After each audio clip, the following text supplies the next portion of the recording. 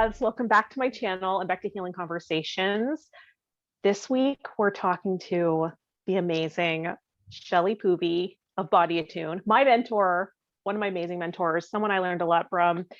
And I'm excited to have you, Shelley, because first of all, you've taught me so much about what it is to be an empath and and manifestation. And I'm just excited to have this conversation and sort of share some of that magic with my viewers on this channel and introduce them. I think they've been introduced to you in the past, but so some of them are familiar, but so do you want to tell them what you're up to these days? Well, I'm here with you. That's like the most fun that I'm going to have all day for sure. Just connecting with you, and I love what you just kind of put on the table of like learning about what it is to be an empath and how that might connect to feeling like you're a creative person or being an artist, and all that sort of mystical, seemingly disconnected things that really, when people get around and they sort of let their guard down and really start talking to each other, they discover like, oh, you're a freak too. Oh, me too. Like you hear what people think. Oh, me too. You know what people are feeling before they do. Oh, me too. And Totally. There's an interrelationship there of being sensitive and being an artist. Did it make you feel weird? I know I felt like a total loner, total outcast. Is that something you experienced growing up? Yeah, it's interesting. I don't know at the time if I felt like that. I don't know if I was thinking those things, but I definitely was very introverted. I journaled a lot. I wasn't interested in all the things that I saw other people sort of being interested in, things that they just were excited about and talking about. It's like they understood things and it didn't make any sense to me, things like sports, like, or even, certain kind of social activities and things that people just tended to gravitate toward. I didn't have that. I was much more interested in sort of daydreaming or reading. And this is really kind of embarrassing to say, but I loved dance. I loved dance shows. I watched Solid Gold. Did you ever watch Solid Gold? No. That's probably a generational thing. But Dionne Warwick used to host Solid Gold, which was like a top 10 dance, like a countdown show of the top songs of the week, but they choreographed a dance to each song. So you got to watch this unique dance piece that was made to the pop music of the time. And they counted down like, 10, 9, 8, all the way down to the top song of the week. And there was like a big dance feature. Anyway, I was totally hooked on that show. I loved Dance Fever with Danny Terrio, and he choreographed the famous dance scene with John Travolta in Saturday Night Fever. And that was like that was after that movie came out. I'm telling my age now, right? This is back in the 70s. So after that movie came out, this was all the rage. And I was into that. I was into singing and dancing, and it was through pop culture, but that's all I had access to. Other than church. I mean, grew up in the church, and we all sang our gospels, gospel songs, and played piano and things like that. But it was really not anything that I was formally doing. I wasn't formally trained in the arts at that age, but nobody else that I knew was interested in what I was just a little freak in the corner, like loving Dance Fever or whatever. Yeah, I had Star Search. See, for me, it was Star Search with my grandma. And you're right, like it was like watching the dancers. Maybe that's the empath, right? Like feeling the freedom of flying in the air. I wanted that experience myself, like instead of just kind of merging with the dancers on the screen, to feel that for myself too. is that how it was? Like, did you notice that you could kind of enter into the experience of other people and sort of have it, like, have some of that for yourself? Probably. I think there was a feeling of like, I want to feel like that, or that by watching them, I was picking up on the sensation and all of that. I think that, from a very young age, I was sort of what used to be called like wise beyond your years, or, an old soul, that kind of stuff. It was like, how do you know all this? You're way smart for your age. But I don't think it was intellect. I think it was sensitivity, and I think, as most sensitives, as they get older and start to realize, I realized as well that not everybody's like that. I don't think I realized that other people didn't have that kind of awareness and those kind of sensations up until, probably into my mid 30s, actually, before I started to realize, wait, you don't see spirits and travel to other dimensions when you sleep, and like, I thought that was normal, which is actually normal. It is actually normal, but most people aren't in touch with it. It was very vivid and lucid for me. And I think most people, it's maybe happening, they're not aware of it. I tend to go that way, that I think most people are sensitive and they just don't know that it's happening. It's so outside of what is the sort of accepted narrative of what's normal. They don't know that they're doing it. I don't know. Do you have that experience? Yeah, I think so. And also it's because I think for me, I had some spiritual bypassing happening. So I didn't connect to lower chakras. They were deemed as like not as valid or as, spiritual or holy. And so I definitely floated up and out. So I definitely connected to energy more. And I thought that was, more virtuous. So I thought I was getting to heaven faster than anybody else. It was a race for me. And I think that's like part and parcel of the experience of an empath too, is like this floating up and out and resonating more with the higher chakras, right?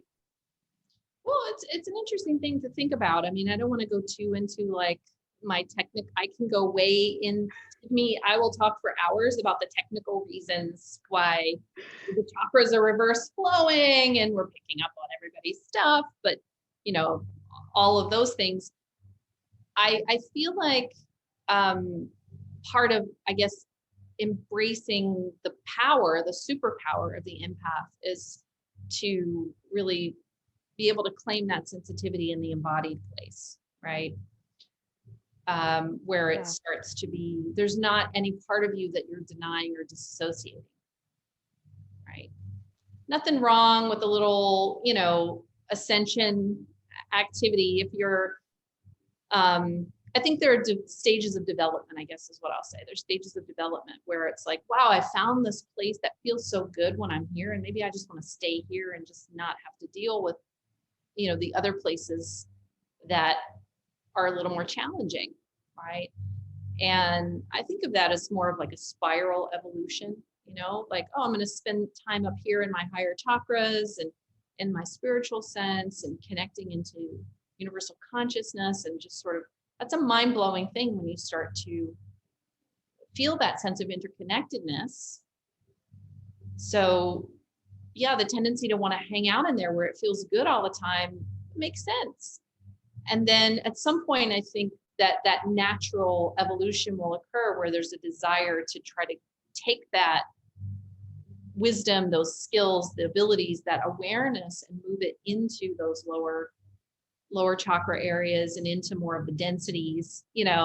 I see that all as like a natural evolution. I ain't mad at nobody who's trying to hang out in those upper chakras. I mean, I think it's all, like I said, everything has a purpose, and if you're in a life cycle and that's working, then I say go for it. Because eventually, definitely, I feel like most people kind of get to the place where it's like, okay, I'm ready now. I'm ready to kind of drop in and take this with me, right? Yeah. Always Yeah.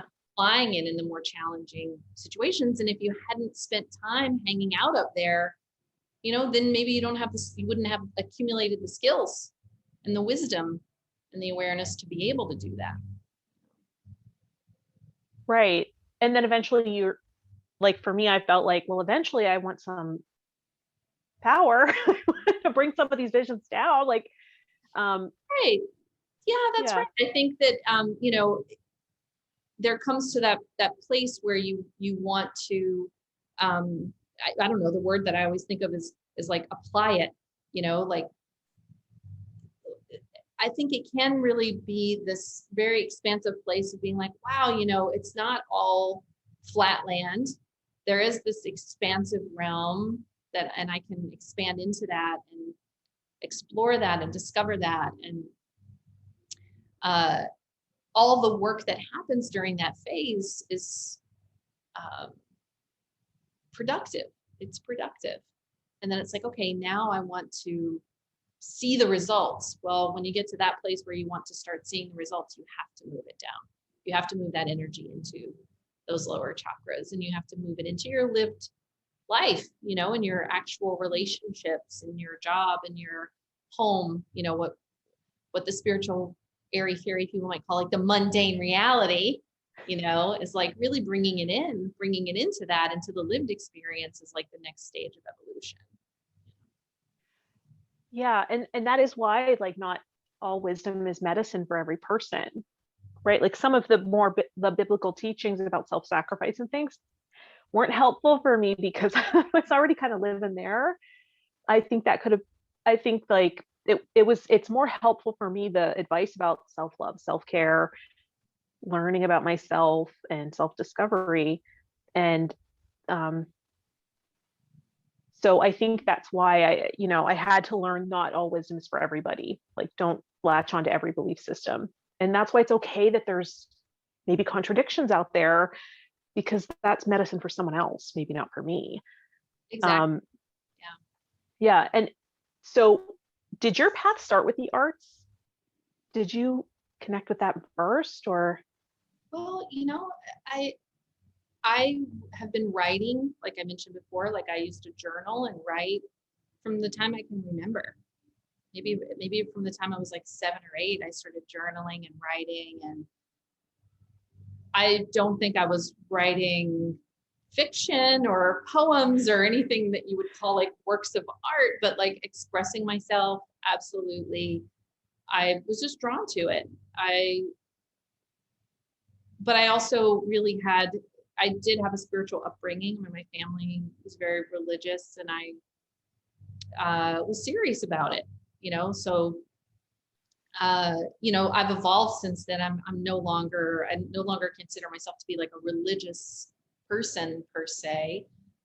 But I feel like that core of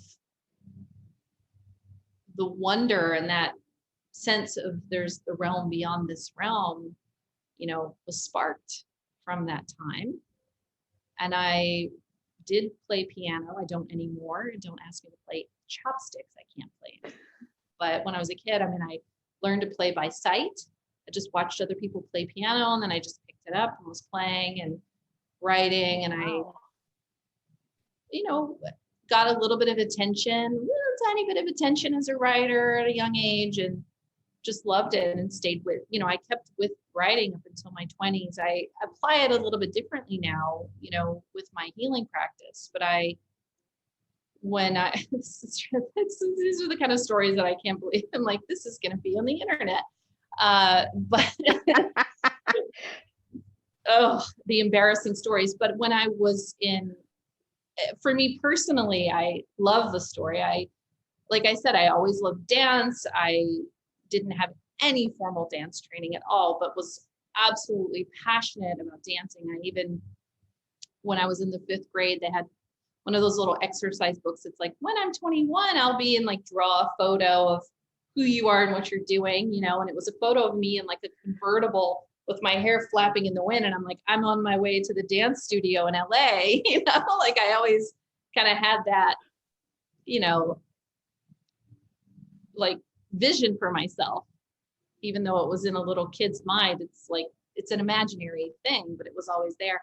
And when I was in high school, I, discovered color guard, and the color guard that was at my school was very much, in the arts, was very much dance oriented, we were dancing with the flags and the rifles, and we were very competitive. My high school marching band was one of the top marching bands in the state, and the color guard competed in the world championships. And I had no dance training, and I went to this 2-week audition, and then I got in the color guard having no idea what it was or anything. And it was just sort of a natural ability, I guess. It was like a natural affinity with that kind of stuff. And I loved it and became completely obsessed with it, passionate about it, and went on to be in one of the top winter guards. They called it winter guard, color guard in the winter, in one of the top competitive ones. I did that for a few years, and then I went back. That's when I was in my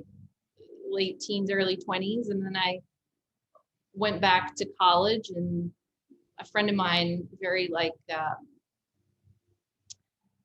Fame, the movie Fame, very much like that Fame storyline. A friend of mine was like, "Oh, I'm going to a dance audition. Would you want to go with me?" And I was like, "Free dance class, sure." And I went to the audition, and I didn't even bother going to see who got in, because I didn't have any inkling that I would get in. And then I got a call from my friend who said, "Congratulations, you made the dance company and Wow. the dancer." So I, it just, the arts part just always kind of happened to me. I just kind of fell into it, and it just kind of kept happening despite me. And that's what brought me to New York 20 years ago. Now I came to New York to pursue, my interest in choreography and dance. Yeah. And when did that sort of was like the healing arts, when did that come into play, or was that always sort of there? From the beginning, I was always interested in health and wellness. I remember that I wrote a paper in the 9th grade on MSG for my health class. And my teacher called my mother and said, "She's really good at this. She really should have a career in health." And, like, it's, again, just kind of an affinity. I'm just always interested in that. And I think being sensitive, it's like you are empathic, you're a natural nurturer. People are drawn to you. They feel like they can talk to you. And then also as an empath, if you think about as an artist, you're channeling, visions, and things are coming in, and you become kind of a vessel, regardless of whatever your art form is. It's really the same underlying energetic disposition, I think. So I have always been more interested in the healing arts personally. And that's why I always say, like, my career as an artist, whatever you want to call that, I mean, compared to other people who have actual careers in the arts, I mean, I didn't have a career in the arts in that sense. I was never on Broadway, or, I mean, I had a company, but we weren't, it wasn't my passion. Like I said, it was something that happened to me despite me, opportunities just kept coming. And I mean, I loved it. I absolutely was passionate as a dancer and as a writer, absolutely passionate about it, but as something that I loved doing, not something that I wanted to have as a career. Right. So there's a difference. Once I was working as a choreographer, once it was a job, and I was thinking about how to pay my dancers, and, how to get paid, and, all that, when you get to that level of it, it's a job, it's a career. And I always did it for the passion, and it sort of took the passion out of it for me. And I think that for me personally, that was okay, because I was always more interested in the healing arts. And, that was always something I felt like would eventually take the forefront. So they were always kind of parallel trajectories for me personally in my own story. Yeah. Interesting. Do you feel like, I know for my, I always had to work really hard at the arts. Like it was my dream. I thought the arts were my ticket out of a small town. You know what I mean? And I had some natural ability, but honestly, I had to work so hard at everything I did. I had to learn how to be human, right? In life, let alone on stage. So I worked super hard. And so because I put so much effort, invested so much, it became so much of my identity that this is something I've studied. I'm well studied in this, that I got in my own way so much. Like I sabotaged myself so much. And looking back, I can see that. Do you think that, not feeling that invested in it helped you have more freedom and just kind of get out of your own way a little bit? Or did you still grapple with No. perfection? Yeah, I absolutely grappled with perfectionism. I Yeah. recall a time that, and for me, I had a pretty intense injury around within the first 2 years of moving to New York. So I had an injury pretty quickly. And I think that in terms of my soul, and the spiritual journey, I feel like that injury really put me on the path as a healer. I feel like it opened that doorway for me.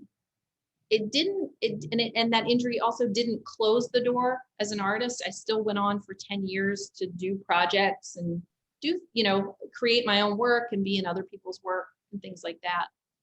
But, I was really hard on myself. I really pushed myself. I remember, and again, for a lot of dancers, this wouldn't feel like a big accomplishment, but I never really wanted to be in a dance company. When I did color guard, we traveled all the time. It was like year-round rehearsals and performances and traveling. It was a year-round thing. And I never really got to have a personal life. I mean, I missed my prom. I was afraid to go ice skating or do anything adventurous because if I got injured, then I wouldn't be in the season, And that was, I did color guard for 6 or 7 years. So from the time I was 14 until 19, and then I took a break and came back later, but 14 to 19. So it was like 6 years there. And it was all I did. It was my whole life. And I had nothing else. I gave up a lot to do that. And I don't regret a single thing. But because I did that and I already kind of had that experience, by the time I was actually at a professional level of dance, I did not, the idea of getting into a dance company and touring was zero. I didn't want to do that. I knew that already because of what I had experienced. I was like, I don't want to live out of a van or a bus and be in hotels and live out of a suitcase. And I just knew I didn't want to do that. But so that's why I had my own company, my own dance company for a while. But there were a couple of dance companies that were my exceptions. There were a couple of dance companies I was like, if I had the chance to be in that company, I would do that. And one of those companies was Trisha Brown Dance Company. And I took classes there. And I actually, when I went and auditioned, I got pretty far into the audition process. And even though I didn't get, chosen to be in the company, for me, it was just an honor to kind of get through I didn't get to the final cut, but I got to the round before the final cut, which for me was like, wow, this is like very exciting. But I remember as I was going through that and I was it's a rigorous process. They teach you a lot of the dance pieces and you do them over and over and over. And then they give you feedback and they want to see how you take feedback. And I remember it was a room of like 50, 60, 70 people or something like that. And the woman leading the rehearsal, she calls me out and asks me to demonstrate that phrase for the whole group. Because I don't know, there was something about what I was doing that like, she wanted other people to see my interpretation because it was kind of what they were trying to get. They're like, this is it. This is the flavor. This is the spirit of the thing, And so when nobody was watching, I could be like, whoa. And then, when everybody was watching, I guess I didn't do as well. And I remember the woman who was conducting the rehearsal said something to me that to this day is just such a powerful affirmation that I use, that I draw on. It was just a powerful moment for me in my life. She pulled me aside and she said, trust the fullness of your movement. And and I feel like that's what she was speaking to, is the part of us that tends to pull back or overthink or over control when we're on the spot, right? And I felt like it was a real invitation to allow people, they say dance like nobody's watching. It's like to be that free with who you are when people are watching. Let them into your spirit. Let them see your spirit. That was a really powerful moment. So absolutely, I struggle with that all the time. I don't think anybody gets out of that, and I think the environment is like that, right? It's people are tense. There is an intensity. There's a competitiveness, you are being watched. Absolutely. Yeah. Well, I think that's one thing that my eye always waters when I do this. I don't know why. So that's why I'm always like patting that. So that's one thing I learned, because I noticed, that's why I'm excited about these conversations, because I noticed that doing more healing work made me a better artist, and working on my art made me a better healer. Like it just made me more self-actualized. And something that aligned working with you and working on stage, doing performance, was, what do you do with your awareness? Where are you putting your focus? Where are you putting your consciousness, right? So, and for me, my later performances while I was still in the city were cabaret style, no fourth wall. So while that can be intimidating, because sometimes we can be like protected by that fourth wall on stage, right? Like just develop that really strong so you aren't aware of the eyes. I was still like talking to the audience and singing to them directly, which was so nerve-wracking for me. But I noticed from the work we had done together, you talk about your sphere of awareness, and that helped me as a performer. Where is this character focusing? So that's exciting to me about how, those two paths can really support. And you support artists as well as practitioners, right? Artists find their way to you too. Oh, absolutely. I think, I'm passionate about supporting artists through those blocks and challenges, and getting more in touch with their sort of inner realm or their sphere of awareness, the power, I also call that the sphere of influence, if you remember. So the sphere of awareness is, that energetic bubble where you can influence the energy, right? And as a person, as you develop yourself and become more in touch with your sphere of awareness, it becomes your sphere of influence. And if you take that with you into your art, it doesn't have to be the performing arts either. If you have a sphere of awareness that becomes the sphere of influence and you're a painter, then all the energy, all the chi that you are and everything that you are in that moment, like translates through the paintbrush onto the canvas. And it is a spirit, and I use spirituality in terms of the personal transformation of harnessing all of your potential. When you've cultivated that and you've opened up the energy and cultivated your chi, that moves through you. It moves through your voice, moves through your body if you're moving on stage. If you're, a visual artist or a musician, it comes through. And that's the subtle frequency that people pick up on that makes the difference between somebody that has a super fan base that follows them anywhere, regardless of what they do, versus someone who, is prolific in putting out a lot of really, highly from a technical perspective, high quality work, but maybe doesn't have as much of a following. Sometimes that can be all the difference, is how much is that person's sort of subtle energy cultivated, and that, so those subtle frequencies are transmitting through the canvas or through the, the music or the, the voice or the body when there's performing on stage. And that can start with intention, right? Like, why am I up there? Am I there to get validation? It helps. It helps. Yeah. I remember, I love this conversation. I mean, I live in I'm like such a healer these days. I'm not really flexing my creative muscles at all. And I'm like, oh yeah, all those, I'm an artist. Oh, right. Like all these, things that I've experiences. Well, that's what, like, when I first met you, and I was a little girl in the dance studio, right? I was a 3-year-old in the dance studio with all the bigger dancers. And so the older dancers were like goddesses to me, you know what I mean? And so anytime I hear someone's a dancer, it just sort of, I'm still kind of conditioned to be like, oh, you're a dancer, you know what I mean? Like such a nerd.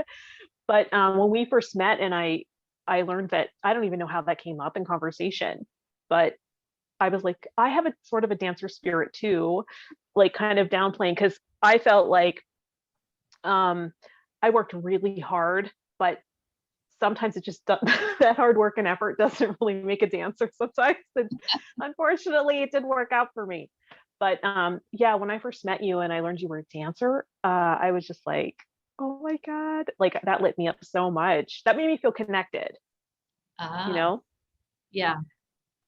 Yeah. And then seeing how that kind of led to like also the healing arts and how much they have in common, the two endeavors. You know what I mean? Like that's what I love to explore. I don't know a single successful artist who isn't doing a ton of work on themselves. I just don't. This is something I've been thinking about. I'm currently in a graduate level. I'm in a master's program, and it's on health and human performance. We're studying the habits of peak performers. This is all about, an interest in how do you get to that level, regardless. So if you're a new mother, peak performance is probably how do you manage your energy through the day and take care of yourself and the baby, and so peak performance is different for each person, right? That's unique for each person. But by studying the habits of people who are performing at a peak level, you kind of get an insight into that, right? That's sort of what we're studying. And, doing my own project and then hearing the stories of the other peak performers that people chose to work with. And I started thinking about obviously I know a lot of artists, right? I know a lot of high performing individuals, CEOs, movers and shakers. They don't have to be artists. I know a lot of really high performing, peak performing people. 0% of those people are not doing any work on themselves. They're all doing work on themselves. And I just don't know a single artist who's successful, who isn't doing a lot of work. It just takes a lot of work. It's going in and doing that inner work. It's not only moving through your blocks, but to bring out your inner radiance, to bring out your potential, right? Mining your resources to transform those resources to go into alignment, to come into alignment with your peak potential. And so yes, absolutely. I think that they go hand in hand in so many ways. Because as you go in and do that inner work, and that's what healing is. I mean, healing isn't fixing a problem. That whole idea of like, I've healed myself. That means the thing is over, and then I'll never have the problem again. When you really get into what is the process of healing, you understand. Anybody who's really had a healing experience understands that it's a never-ending process. Meaning that you're, maybe there's some kind of an illness or an injury, but if you put in the work to help the body get back into a state of wellness, then there's sort of the staying in the resiliency, that those tools are really tools of how to be your best self. They're just, it's not always just about fixing a problem. And I think once that's unlocked, you see that is also exactly the process of keeping your instrument. If you're an artist, your instrument is keeping your instrument in good form, right? Physically, mentally, emotionally, energetically, and also your environment on all those levels. Absolutely. Yeah. And I think I also understood eventually working one-on-one sessions with you and in your programs, something that I started to understand and unpack was that I was always in prep mode because that's where it felt comfortable and safe.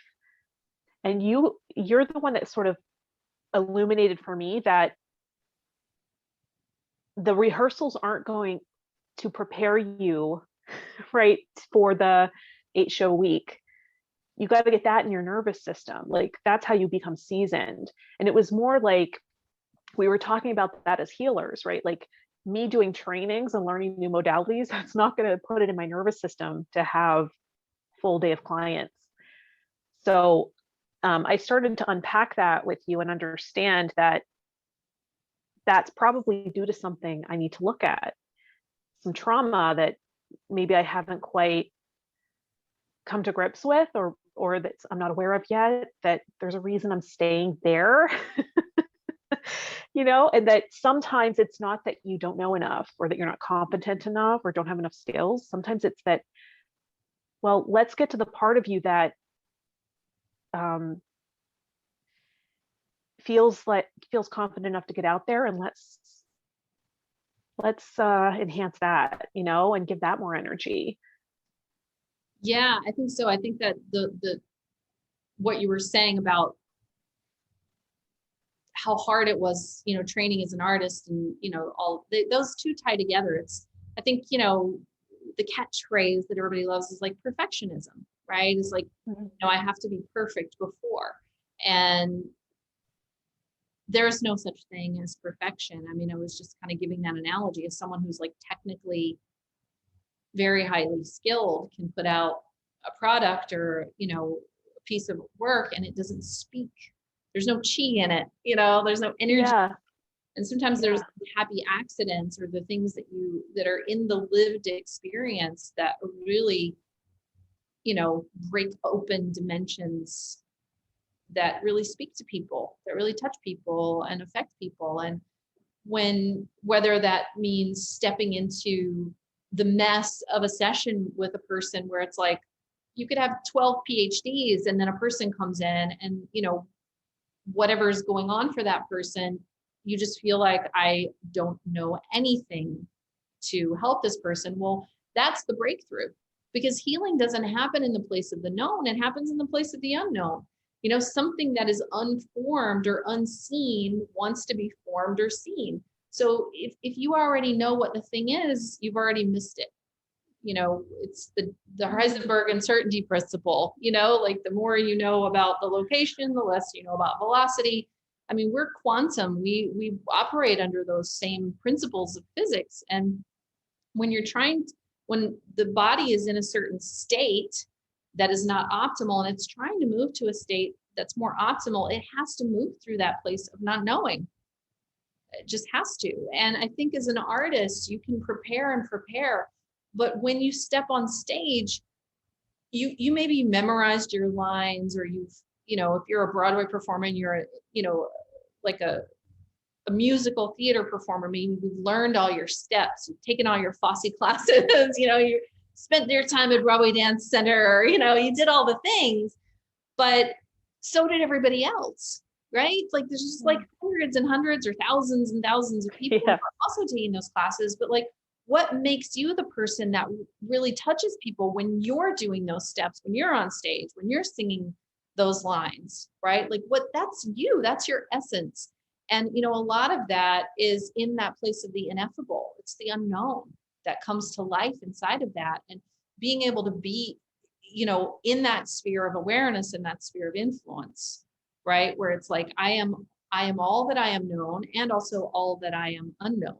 I am all of the things, you know, that's where you can become a force of nature, to be honest.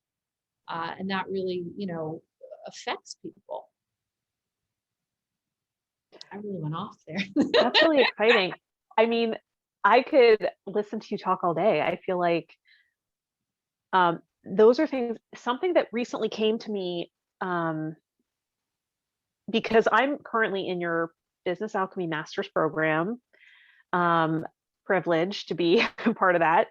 And it's really helping me unpack all the blocks. And I think I have plenty. I think I took on the lion's share in my family. I don't know why I chose that. I'm assuming I chose it. Maybe I didn't. Maybe it just kind of piled on me.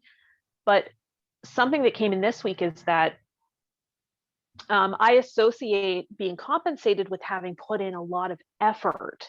Mm-hmm. And what I'm realizing is people aren't paying to see me work hard. That's not why they're compensating you. They're paying you for results, for the value you bring, and as an artist to make it look like it's effortless, right? Yeah, nobody wants to go to a dance performance and see the dancers struggle. They don't want to, right? They want the effortlessness, you know. And I say that knowing that a lot of really high achieving, very known dancers crawl out of bed in the morning, they're in so much pain, right? So they make it look effortless, but they're working through a lot of pain, right? So sometimes there's the illusion of the effortlessness, you know, and then there is that place of mastery where you've stepped into the zone and, you know, you've done all the preparation and you're just in the field and you're just riding those waves. Yeah, for sure. Yeah, that was really irrational of me. Like, I mean, I knew that as an artist, like just live the life, go up there as an actor, live the life. No one wants to see you strain for a note. It's going to take them out. So I knew that as a storyteller, but as a healer and a practitioner, I felt like I didn't quite get that yet for some reason. And this week, it just kind of hit me. Well, are they getting results, Rachel? Like, why do you have to feel like you worked so hard to earn that time with them or that compensation financially? Can we get rid of that belief? Like all this stuff kind of comes up as you're working through. And that's why I value, you know, doing the programs with you, doing one-on-one work with you. It's just all of these things that are really getting in the way of just, you know, finding success and manifesting the dreams and desires that are, I feel like I've gotten to the point where I feel like I deserve it, but it's not always just that. It's like, well, what also is coming up to sort of make you feel afraid? Because you also talk about like, if your fears were out of the way, the manifestation would already be here. Yeah, well, I mean, you know, that's kind of an interesting thing. Sometimes when those little alchemy tips get shared, I'm like, oh, I hope people take that the right way because, you know, I'm not necessarily someone who subscribes to this idea of like, the only thing holding you back are your own beliefs. But just to appreciate that there is an inner dynamic of where you're comfortable. And then if you have a desire to move into a place that's outside of that realm, right? So usually people in the beginning with manifestation, people usually are like, I don't like where I am and I want to be here, right? Like this isn't enough. And I imagine that this future place is where I would feel like I have enough. And that's where you begin because who you are and what you have always from where you start is enough. So the first stage of manifestation is unraveling whatever circumstances and conditions internally and externally that are reinforcing this idea that you're not enough. And from there, then if who you are and what you have is enough, it's still okay to want something different or allow life to change. sometimes there's a fear of change. Like, well, what I have is good. What if there's uncertainty on the other side of, you know, the change is the unknown. Is that going to be okay? Right? So those questions that come up, you know, there's some kind of like a little filter there that's fear of uncertainty, fear of success, fear of failure, fear of the unknown. And so I think it's a natural part of, you know, why we keep ourselves in certain, you know, habits or situations.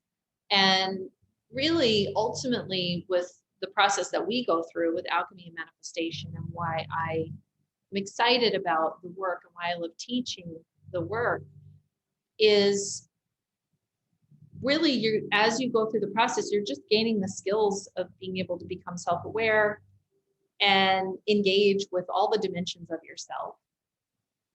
That starts to open up all of your resources.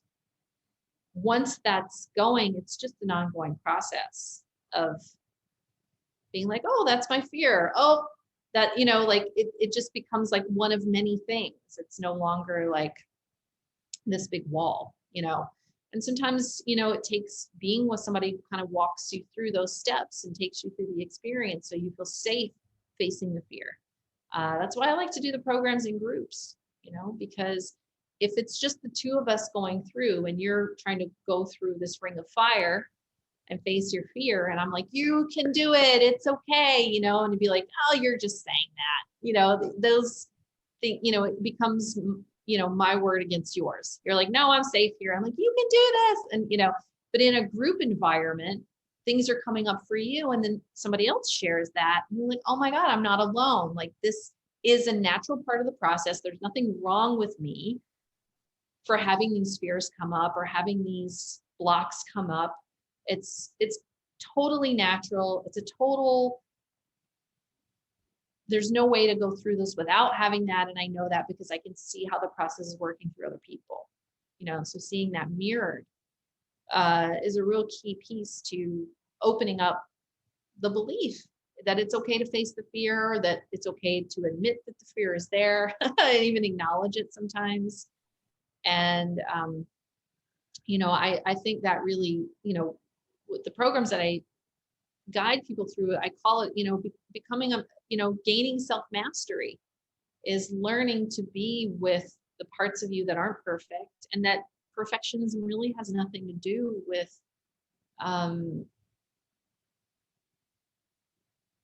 living. You know, I mean, Right. like, I mean, I call my process radiant human meditation. And I say that because it's the process, it helps you get in touch with your humanity, becoming more human, accepting all the parts of who you are, that you are messy, and that's not something to be fixed. It's just something to be enjoyed as like a part of who you are. You know, the same as when somebody comes in for healing, there's a part of them that's a mess. It's all beautiful. It's not something to be judged or fixed. It's like, yeah, it inherently has to be messy because it's unorganized. It's an unknown or undifferentiated or undiscovered thing that wants to be seen, known, integrated, and transformed into a pattern that's maybe more optimal. But we are constantly evolving through our lifespan. So there's never a final destination, right? So, you know, achieving optimal balance, optimal health, really, you know, to truly embrace that and truly get to that place really requires self-knowledge, you know, the ability to really know yourself and know how to be with all of the stuff, you know. And I think that translates really easily into being an artist, right? Bringing all of that with you into your work, being able to claim that and own that. That's what makes you you and you special. And, you know, bringing that in and transforming it into a piece of art. You know, even if the piece of art has nothing to do with you, it's not a personal statement of you. You know, you're the vehicle by which that's being created. And the more that you bring yourself to that and whatever it is that lights you on fire and excites you, the more you are in touch with that, then, yeah, the more ease that you have with the process. Yeah. Well, I think that's why I trusted you. And I don't know what the sun is doing to me right now. I'd Like say loving it. I never filmed at this time. So hello. So thank you, sun. But that's why I trusted you, because I think a lot of healers and light workers and whatever feel this pressure to be glossy. And I'm the finished product, follow me. And I felt the pressure of being that, right? In the spiritual community in New York, I was feeling the pressure to be that too. And then when I started working with you, and I found that it can be grounded, it can be real, it can be, because you walked through it yourself. It wasn't just this idea of what healing looked like, or this idea of what a practitioner was. You were so embodied that I felt like, oh, she's walked the path already. I can listen to what she has to say. You know what I mean? I think sometimes when you haven't really embodied that wisdom or information or walked the path yourself, it's easy to make it seem really glossy and not messy. There's no such thing. And I, if nothing else, well, first of all, it's so great to hear that it impressed you that way, that, Moving.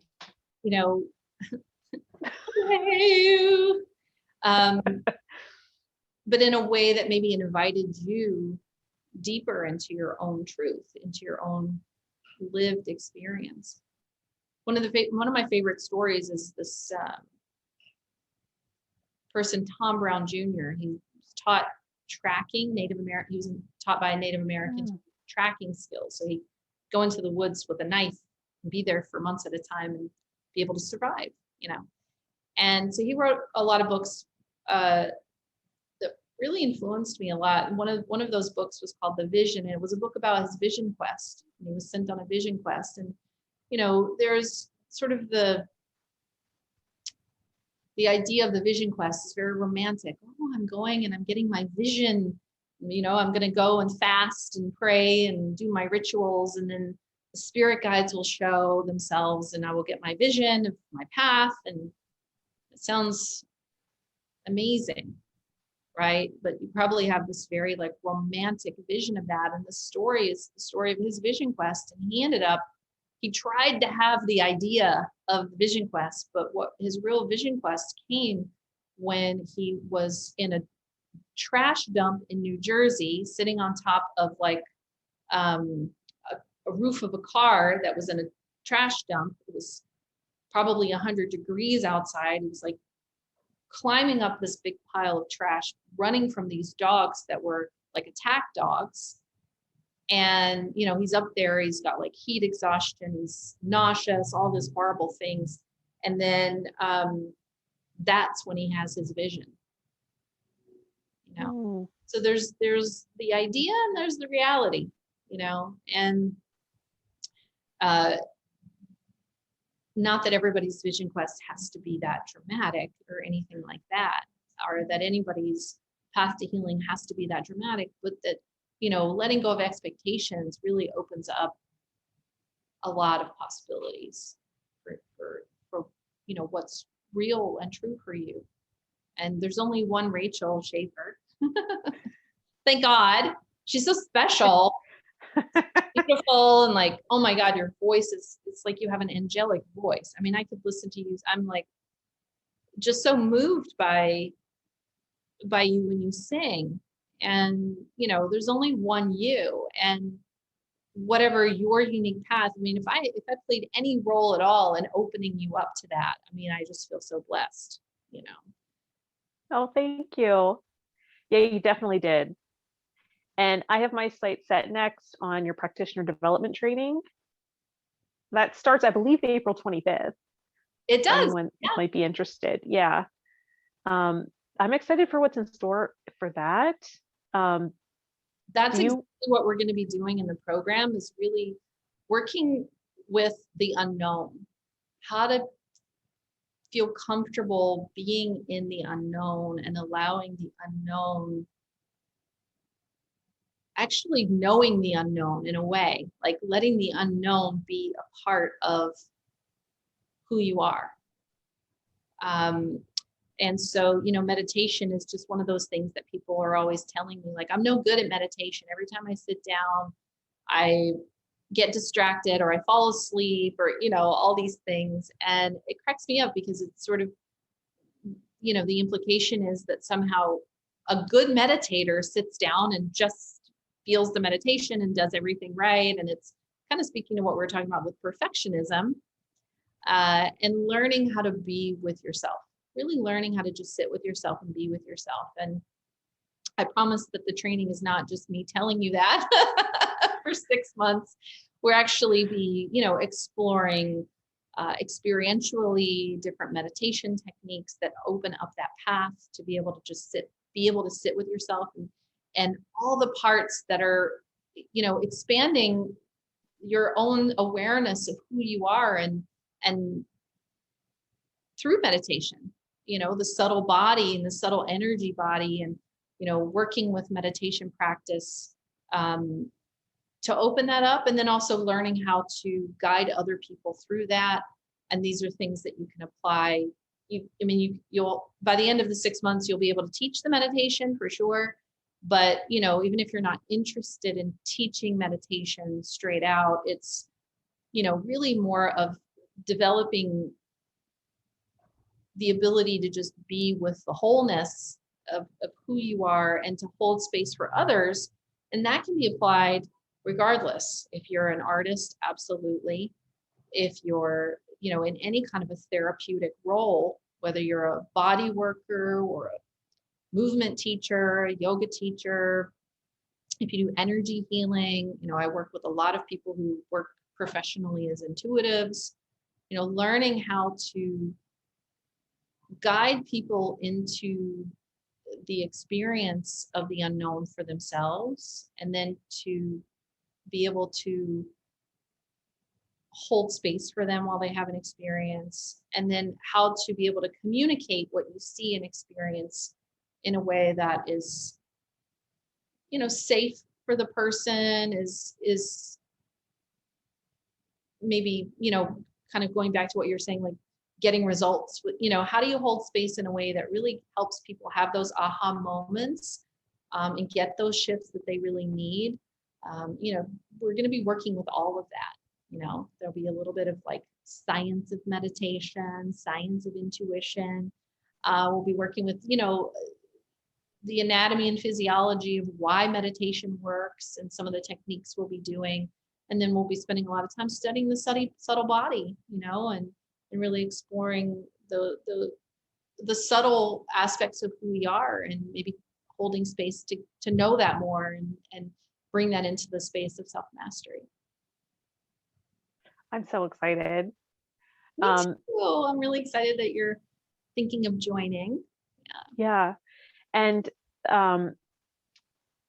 everyone needs to check out all of your offerings at bodyattune.com. And where else can they keep in touch with you? Yeah, bodyattune.com is great. That's BODYATTUNE, www.bodyattune.com. You can also email me, Shelley at bodyattune.com. That's 2 E's, SHELLEY at bodyattune.com. And, I'm on all the social medias. I'm on the Instagrams, I'm on the Facebooks, I'm on the LinkedIn. I'm not quite on TikTok or Snapchat. I'm not that cool yet. I'm just not there. I'm still learning the ropes there too. And I'll link all of that stuff in the description too. Okay, great. So they can click away and just explore. So people can click. And yeah. And the moon meditations twice a month on the new moon and the full. Yeah. The meditation practice that we were just talking about, we do that experientially, new moon and full moon. It's about an hour long. I guide you through a meditation, setting intentions, and then we do all sorts of fun alchemy process. Yeah. It's so much fun. Yeah. So I hope to see you guys there. And Thank you so much, Shelley, for having this conversation. It was so much fun. Yeah, love you. We always have so much fun. It's so great. And dropping those nuggets of wisdom for the viewers. I really appreciate that. yeah, it's fun to talk about my life as an artist. It feels like a long time ago. It's been like 10 years since I did any kind of artistic project. So I'm like, oh yeah, good times. I know it's fun to look back on everything. And I love this, I love the series that you put together and that how that all interconnects. I think it really it just does. And I love that you're talking about it. So that, thank you. yeah, those conversations need to be had for sure. Yeah.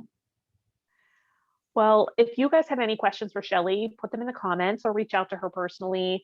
And let me know if you want us to have another conversation like this, or if you'd like to see me talk to next. Thank you so much for joining us, Shelley, again. And I'm looking forward to that practitioner training. Yeah. So I will, Thank you. so I'll see you later. All right.